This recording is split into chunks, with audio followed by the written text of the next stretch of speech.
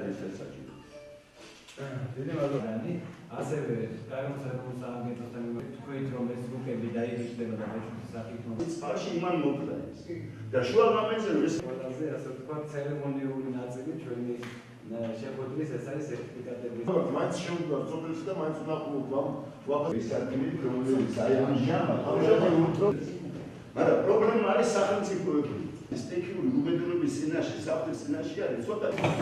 ბატონი მამუკა თურმანიძე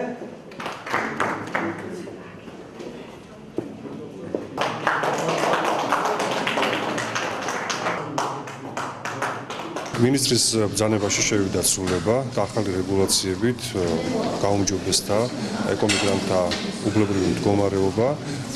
Სუსტად გაიწერა ის კრიტერიუმები თუ რა კრიტერიუმებით უნდა დაკმაყოფილდნენ ეკომიგრანტები პირველ რიგში სახლებით და მნიშვნელოვანია რომ ადგილობრივი თვითმმართველობისგან ვიღებთ ჩვენ ინფორმაციებს სახლის დაზიანების ხარისხთან და კატეგორიასთან დაკავშირებით, ამიტომ ჩვენ დავგეგმეთ არასამთავრობო ორგანიზაცია სენთან ერთად ტრენინგი ადგილობრივი თვითმმართველობის წარმომადგენლებისთვის, რათა სწორად გავაცნოთ ის რეგულაციები, ახალი რეგულაციები, რომლის მიხედვითაც მათ მოუწევთ მუშაობა.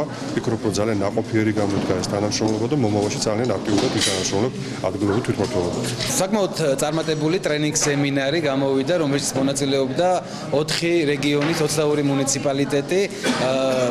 ორგანიზებაში ჩართული იყო ტოლთა და განსახლების სამინისტროს გარდა და ჩვენი ორგანიზაციის გარდა გარემოს ეროვნული სააგენტოც.